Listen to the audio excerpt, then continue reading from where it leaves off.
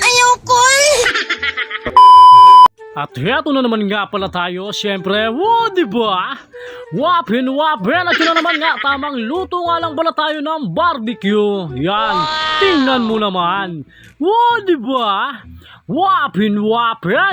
At syempre guys, kailangan natin magpabaga. Yan, may baga na yan, pero kulang pa sa paypay. Diba? Wapin. At syempre, nalinisan ko na nga rin pala yung grills. Kaya paypay na lang ako ng paypay dyan. Diba? Wapin. Kung okay na nga pala yung baga niya, syempre, nilagyan ko na nga rin pala ng mantika yung grills. At pagkatapos nun, inayos ko na rin pati yung baga. Ginagawa! Diba? Wapin.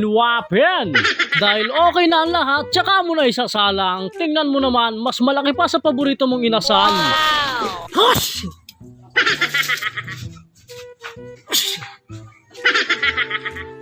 Doon talaga ako naiinis sa part na yun guys, dahil kung kailan may ginagawa ka, tsaka ka babahing. Kung hindi ka babahing, tsaka naman mangangati yung ilong mo. Oh no! Diba?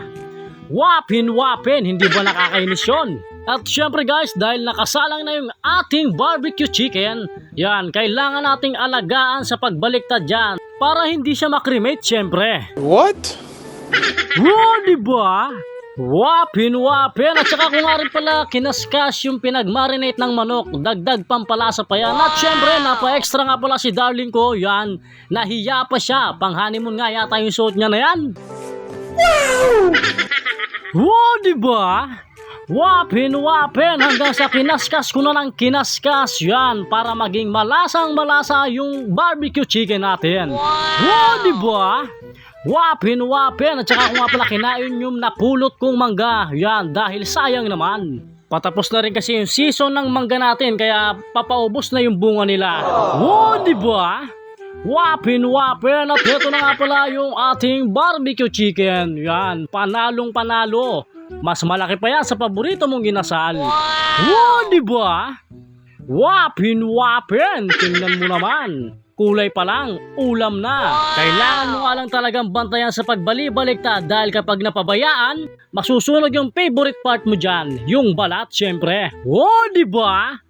Wapin at dahil okay na, yan, goods na yan, kaya kukunin na natin yan. At ito nga palang medyo maliit, syempre, i-sponsor ko sa mama ko yan. Diba? Wapin, yan, okay na, goods na. At pagkatapos nga pala nun, syempre, dahil masyadong malaki yung dalawang hita, chinap-chap ko sa tigta-tatlo yan. Para marami, syempre. Diba?